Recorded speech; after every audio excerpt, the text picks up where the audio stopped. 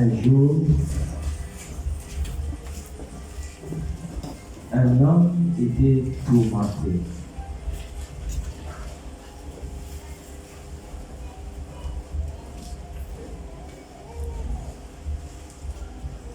Un homme était tourmenté.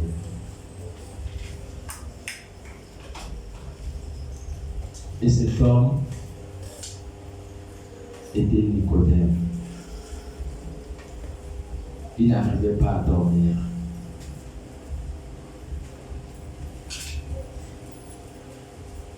Il était inquiet par rapport à son salaire.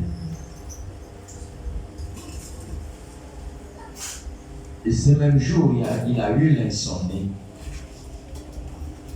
Il est venu de nuit vers Jésus. Il a demandé à Jésus, qu'est-ce qu'il faut faire pour être sauvé? Jésus l'a dit, si un homme est né d'eau et d'esprit, il ne peut pas voir le royaume de Dieu.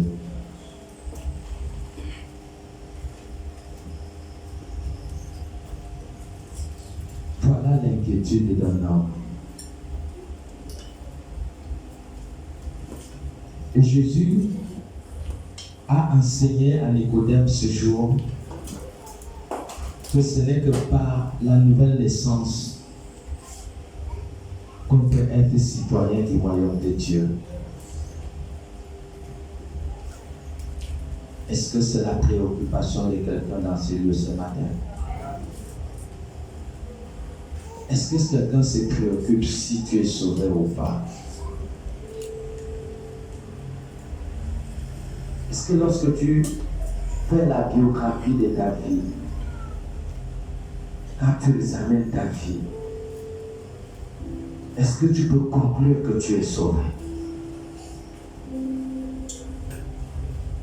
Est-ce que ton nom a été inscrit dans le livre de Dieu dans le ciel? Si Jésus est arrivé aujourd'hui, est-ce que tu seras sauvé? Est-ce que quelqu'un s'inquiète si ton nom est inscrit dans le ciel, lui ou non? Est-ce que tu es tranquille si tu n'as pas l'assurance que ton nom est inscrit dans le livre de vie? Ce jour, Nicodème n'a pas eu la paix, il n'a pas eu le sommeil. Il avait compris qu'il devait travailler. Il devait travailler sa vie pour qu'il puisse naître de nouveau. Et c'est le conseil que je voudrais donner à quelqu'un ce matin, avant d'introduire l'oratrice de ce matin. Est-ce que tu es né de nouveau? Est-ce que ton nom est inscrit dans le livre des vies?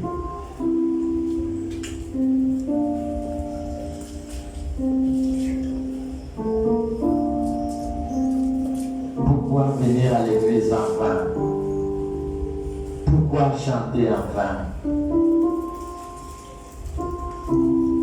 Pourquoi prier en vain? Si nous ne sommes pas dans l'agenda de Dieu, et quelle récompense nous aurons en tant qu'enseignants et prédicateurs de la parole de Dieu?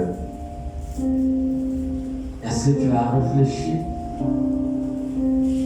Voilà le combat, toi et moi, que nous devons faire. Se battre pour naître de nouveau. Tu dois te battre. Tu ne dois pas te laisser faire. Les circonstances de la terre ne doivent pas étouffer la vérité. La vérité est que tu dois naître de nouveau pour être parmi ceux qui vont hériter le paradis. Tout ce que tu cherches est dans le royaume de Dieu. Tout ce que tu cherches, la santé est dans le royaume de Dieu. Le mariage dans le royaume de Dieu. Le travail dans le royaume de Dieu. La faveur dans le royaume de Dieu. La grâce dans le royaume de Dieu. La longévité dans le royaume de Dieu. Le salut dans le royaume de Dieu. Tout ce que tu veux. Donc, la seule chose que toi et moi nous devons faire, nous devons se battre pour naître de nouveau. Je ne sais pas si quelqu'un comprend quelque chose ce matin. Amen, amen, amen. Est-ce que ça va pour tout le monde? Est-ce qu'on peut acclamer pour Jésus? Acclamons pour Jésus. Mettons-nous debout. Mettons-nous debout. Nous allons recevoir le baptême de ce matin. Amen, amen, amen. Alléluia! Alléluia! Est-ce que tu es là ce matin? Je ne te sens pas. Je ne te sens pas. Dis à celui qui est à côté de toi, je ne te sens pas. Amen, amen, amen, amen. Alléluia. Avant que je vais introduire l'oratrice, je vois une de mes filles dans la salle. Alléluia. Est-ce qu'on va acclamer pour Lazare Mercier? C'est une fille de la mission. Acclamons, acclamons encore. Alléluia. Je vois encore une de mes filles dans la salle de Tina. Est-ce qu'on va acclamer pour le Seigneur?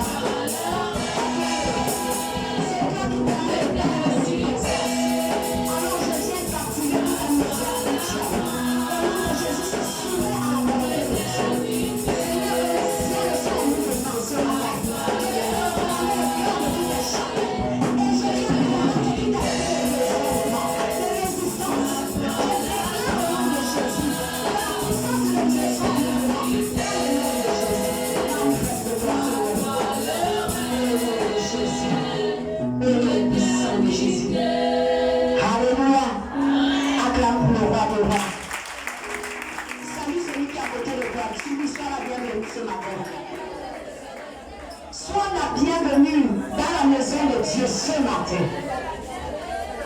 Parce que c'est Dieu qui permet les temps et les circonstances. Alléluia.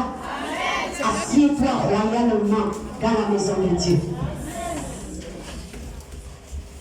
Bien-aimé, Dieu est merveilleux. Dieu est tellement bon et puissant. C'est pour cela que ton meilleur ami sur cette terre, c'est Jésus. Ne l'oublie jamais. Il ne faut jamais dire que je suis seul. Tu es avec quelqu'un. L'homme invisible qui est à tes côtés et qui est toujours là pour toi. Malgré les bons comme des mauvais moments, il le traverse avec toi. Alléluia. C'est pour cela que le thème de ce matin, c'est la vie de Dieu. Dis à celui qui est à côté de toi, la vie de Dieu. La vie de Dieu. Celui qui est à ta gauche, la vie de Dieu. La vie de Dieu. Celui qui est à ta droite, la vie de Dieu. La vie de Dieu. Celui qui est derrière, la vie de Dieu. La vie de Dieu. Celui qui est devant, la vie de Dieu. La vie de Dieu. Et celui qui te goûte, la vie de Dieu. La vie de Dieu. Acclame le roi de rois. Nous parlons de la vie de Dieu ce matin. Bien-aimés, nous sommes dans ce monde, mais nous ne faisons pas partie de ce monde. Ce monde auquel nous nous battons tous les jours. Le monde auquel nous gémissons tous les jours pour pouvoir accomplir des objectifs. D'autres vouloir construire des maisons, d'autres vouloir voyager, être intellectuels, se marier, fonder des familles. Bien-aimés, la Bible déclare que ce monde-là sera détruit un jour ou l'autre. C'est pour cela qu'il est important pour toi et pour moi, afin que nous puissions comprendre que nous sommes dans ce monde, mais nous ne faisons pas partie de ce monde. Nous allons nous lever et nous allons lire la parole de Dieu. Dans Deutéronome 7, à partir du premier verset, jusqu'au verset 26. Deutéronome 7, celui qui peut nous lire rapidement ce chapitre, Deutéronome, chapitre 7, à partir du premier verset jusqu'au verset 26. La parole de Dieu dit dans Deutéronome 7, à partir du premier verset au verset 26, il est dit: Lorsque l'Éternel, ton Dieu, t'aura fait entrer dans le pays dont tu vas prendre possession, et qui chassera devant toi beaucoup des nations, les Étiens, les Girgasiens, les Amoréens, les Cananéens, les Phéréziens, les Éviens et les Jubiciens. Cette nation, plus nombreuse et plus puissante que toi. Lorsque l'Éternel ton Dieu te les aura livrés et que tu les auras battus, tu les livreras par interdit. Tu ne traiteras point d'alliance avec elles et tu ne leur feras point grâce. Verset 3. Tu ne contracteras point de mariage avec ces peuples. Tu ne donneras point tes filles à leurs fils et tu ne prendras point leurs filles pour tes filles. Car ils détourneraient de moi tes fils qui serviraient d'autres dieux. Et la colère de l'Éternel s'enflammerait contre vous. Il te détruirait promptement. Verset 5. Voici, au contraire, comment vous agirez à leur égard. Vous renverserez leurs autels, vous briserez leurs statues, vous abattrez leurs idoles et vous brûlerez au feu leurs images taillées. Verset 6. Car tu es un peuple saint pour l'Éternel, ton Dieu. L'Éternel, ton Dieu, t'a choisi pour que tu fusses un peuple qui lui appartient entre tous les peuples qui sont sur la face de la terre. Verset 7. Ce n'est point parce que vous surpassez en nombre tous les peuples que l'Éternel s'est attaché à vous et qu'il vous a choisi, car vous êtes le moindre de tous les peuples. Mais parce que l'Éternel vous aime, parce qu'il a voulu tenir le serment qu'il avait fait à vos pères, l'Éternel vous a fait sortir par sa main puissante, vous a délivré de la maison de servitude, de la main de Pharaon, roi d'Égypte. Sache donc que c'est l'Éternel ton Dieu qui est Dieu. Ce Dieu fidèle garde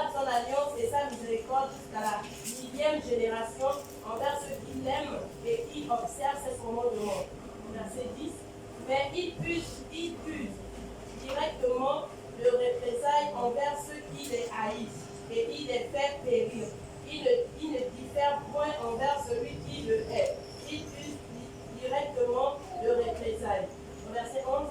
Ainsi, observe les commandements, les lois et les ordonnances que je te prescris aujourd'hui, et mets-les en pratique. Si vous écoutez ces ordonnances, si vous les observez et les mettez en pratique, l'Éternel ton Dieu gardera envers toi l'alliance et la miséricorde qu'il a juré à tes pères. Verset 13. Il t'aimera, il te bénira et te multipliera. Il bénira le fruit de tes entrailles et le fruit de ton sol, ton blé, ton mou et ton huile, les portées de ton gros et de ton menu bétail, dans le pays qu'il a juré à tes pères de te donner. Tu seras béni plus que toutes les nations, plus que tous les peuples. Il n'y aura chez toi ni homme, ni femme stérile, ni bête stérile parmi tes troupeaux. Au verset 15. L'Éternel éloignera de toi toute maladie. Il ne t'en fera aucune de ces mauvaises maladies d'Égypte qui te sont connues, mais il en frappera tous ceux qui te haïssent. Tu dévoreras tous les peuples que l'Éternel ton Dieu va te livrer. Tu ne jetteras pas sur eux un regard de pitié, et tu ne serviras point leurs dieux, car ce sera un piège pour toi. Verset 17. Peut-être diras-tu dans ton cœur, ces nations sont plus nombreuses que moi, comment pourrais-je les chasser? Ne les crains point. Rappelle à ton souvenir ce que l'Éternel ton Dieu a fait à Pharaon et à toute l'Égypte. Les grandes épreuves que tes yeux ont vues, les miracles et les prodiges, la main forte et le bras étendu, dont l'Éternel ton Dieu t'a fait sortir. Ainsi fera l'Éternel ton Dieu à tous les peuples que tu redoutes. Au verset 20, l'Éternel ton Dieu enverra même les frelons contre eux, jusqu'à la destruction de ceux qui échapperont et qui se cacheront devant toi. Ne sois point effrayé à cause d'eux, car l'Éternel ton Dieu est au milieu de toi, le Dieu grand et terrible. Au verset 22, l'Éternel ton Dieu chassera peu à peu ces nations loin de ta face. Tu ne pourras pas les exterminer promptement, de peur que les bêtes des champs ne se multiplient contre toi. L'Éternel ton Dieu te les livrera et il les mettra complètement en déroute jusqu'à ce qu'elles soient détruites. Au verset 24. Il livrera leur roi entre tes mains et tu feras disparaître leur nom de dessous les cieux. Aucun ne tiendra contre toi jusqu'à ce que tu les aies détruits. Au verset 27, vous brûlerez au feu les images taillées de leurs dieux. Tu ne convoiteras point et tu ne prendras point pour toi l'argent et l'or qui sont sur elles, de peur que ces choses ne te deviennent un piège, car elles sont ton abomination à l'Éternel ton Dieu. Au verset 26, tu n'introduiras point une chose abominable dans ta maison, afin que tu ne sois pas comme cette chose dévouée par l'Éternel. Tu l'auras en horreur, tu l'auras en abomination, car c'est une chose dévouée par l'Éternel. Alléluia.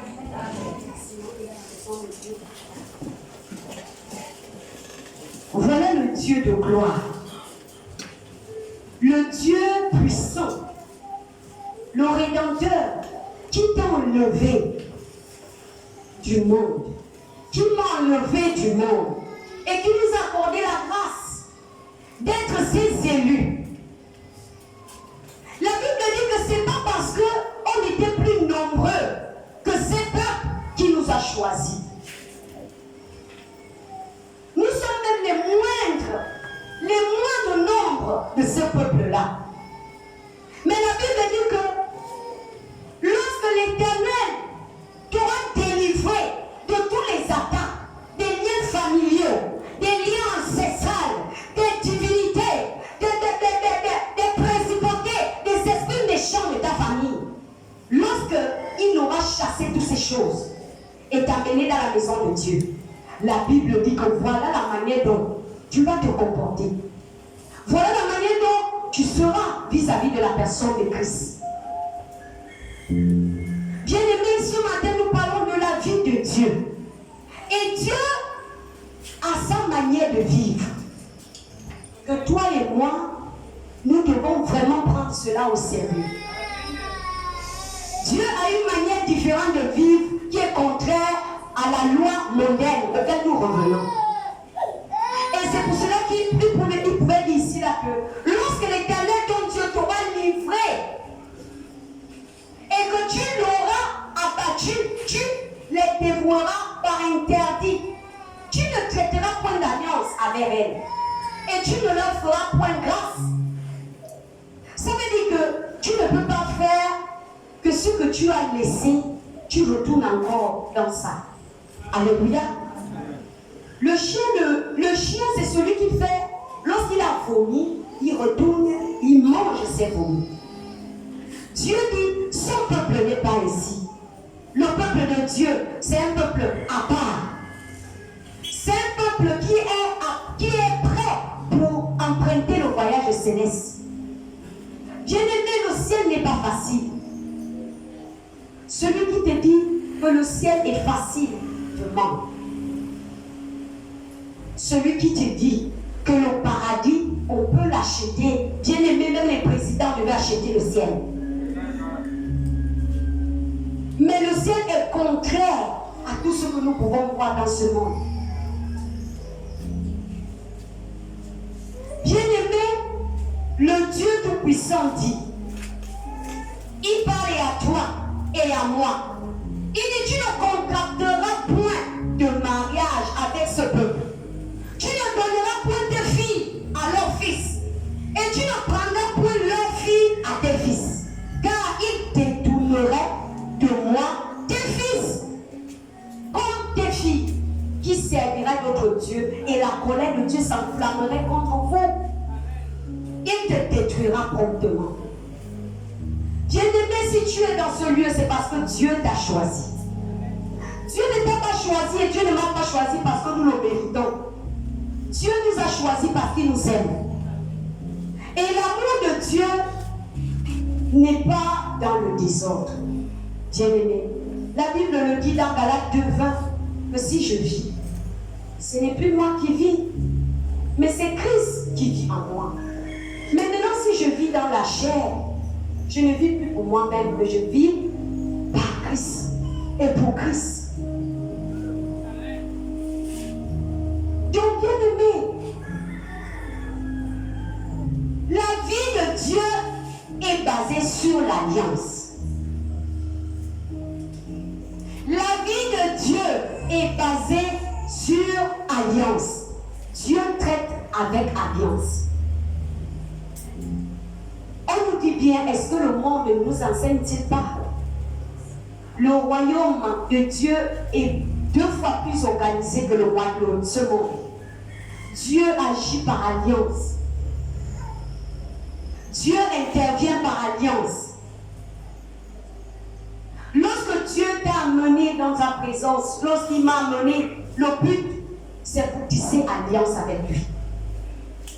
Et c'est cela qui peut dire ici, que car, le verset 6, car tu es un peuple saint par l'Éternel, pour l'Éternel, ton Dieu. L'Éternel, ton Dieu t'a choisi pour que tu fusses un peuple qui lui appartient entre tous les peuples qui sont sur la surface de la terre.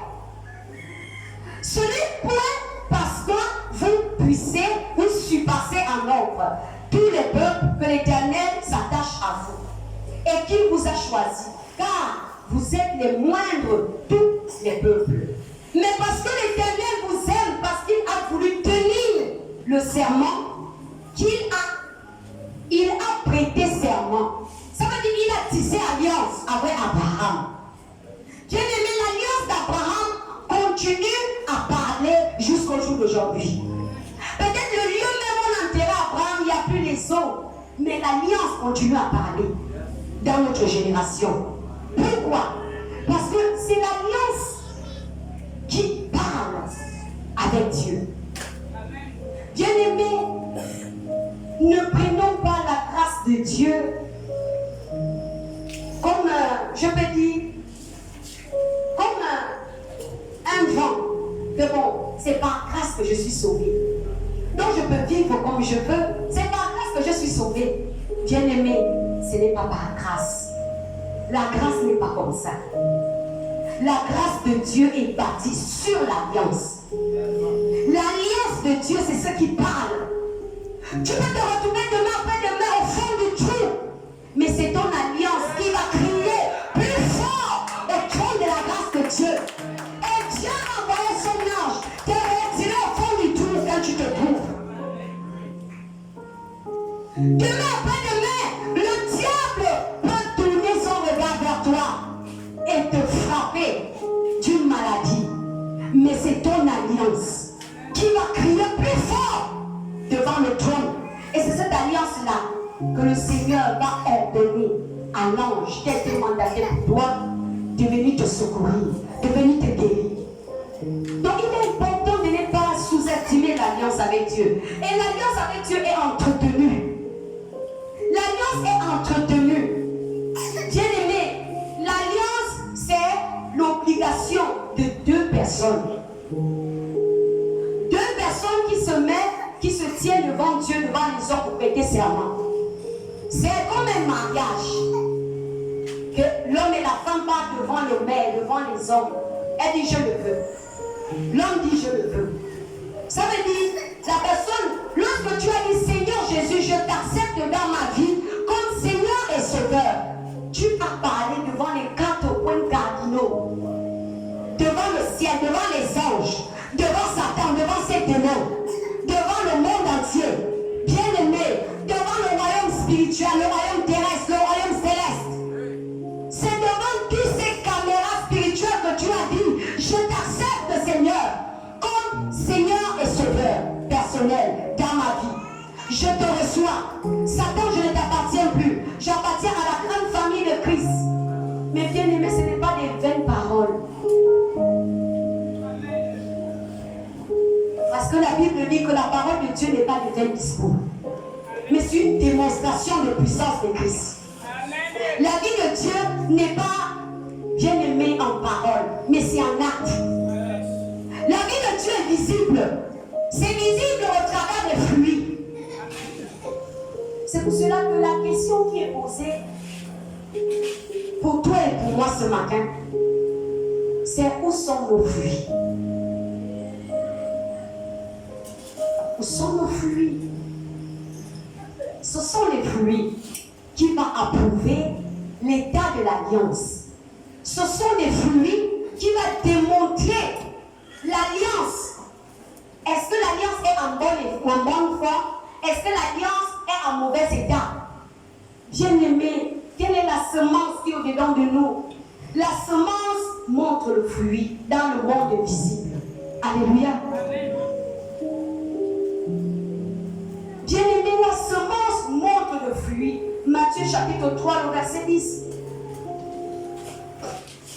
Matthieu 3, 10 nous le dit, que nous allons lire rapidement. Matthieu 3, le verset 10. Il dit, déjà, la grognée est mise à la racine des arbres.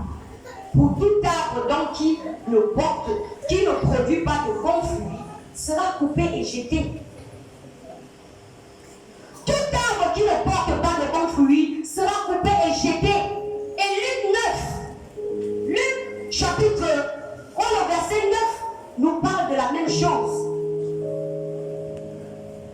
Luc 3, le verset 9, nous dit, déjà même, la grognée est mise à la racine des arbres. Pour tout arbre, bien-aimé, tu es l'arbre, je suis l'arbre de Christ. Alléluia. Donc, il est tout arbre, donc qui ne produit pas de bons fruits, sera coupé et jeté. La question est posée ici, quels sont les fruits que nous posons? Ce qui montre le fruit, c'est le Saint-Esprit au-dedans de toi. C'est le Saint-Esprit au-dedans de moi. Même le jour de l'enlèvement, c'est le Saint-Esprit qui va vraiment t'amener à être enlevé. C'est le Saint-Esprit l'emblème du royaume. C'est le Saint-Esprit qui va t'amener à être pas de ce monde, mais du ciel. Mais le problème lesquels nous mettons en pratique dans notre marche avec Dieu. Parce que chaque personne a des fruits, chaque personne a une vie. Mais maintenant, quelle est la vie de Dieu dans ton cœur et dans ma vie? Dans mon cœur, tous les jours, nous nous occupons de nos besoins.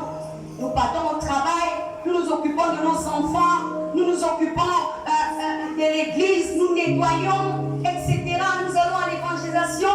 Tout est tas de tralala. Mais quels sont les fruits? Bien-aimé,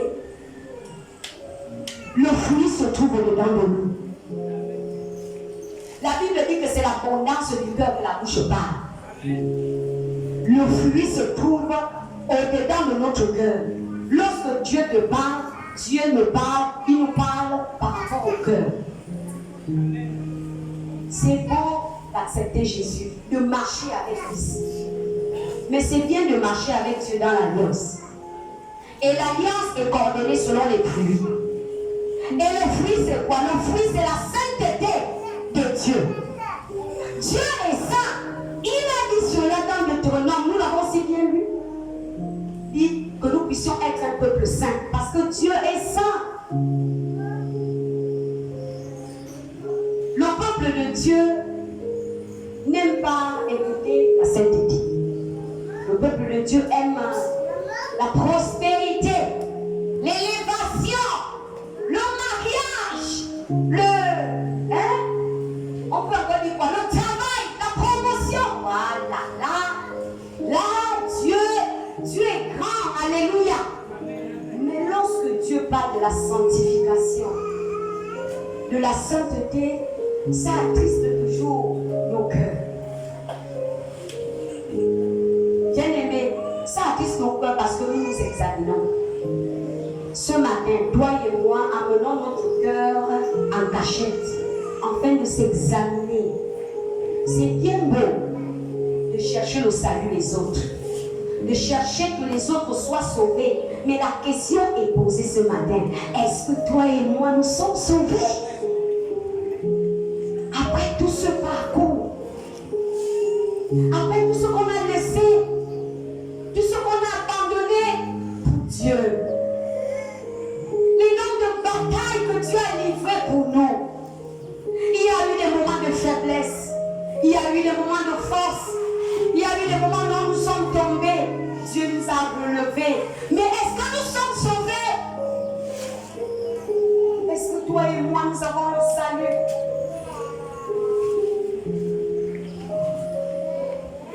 Est-ce que ce monde ne parle pas? Est-ce que le déroulement du monde actuel ne te parle pas, ne me parle pas? L'heure n'est plus à poursuivre les choses vanité. L'heure est venue de s'arranger pour le voyage céleste.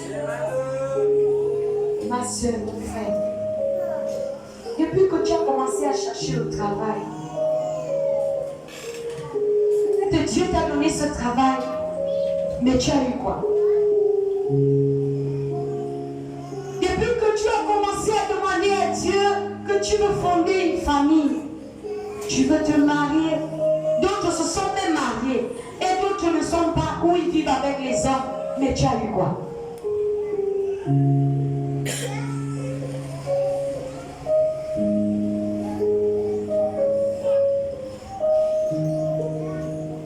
Tu as bâti une vie, tu as épousé une femme, tu as fait les enfants. Maintenant, si Dieu vient aujourd'hui t'enlever, quel est le travail que tu auras fait sur cette terre? Faire les enfants, se marier. C'est ça le salut. Est-ce que c'est ce qu'on va amener devant le trône de Dieu?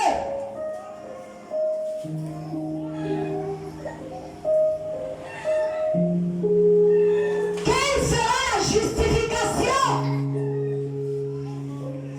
Tu diras quoi à Christ? Peut-être Dieu t'a donné 50 ans de vie. Ou tu as 40 ans aujourd'hui. Ou 30 ans. Ou 20 ans. Qu'est-ce que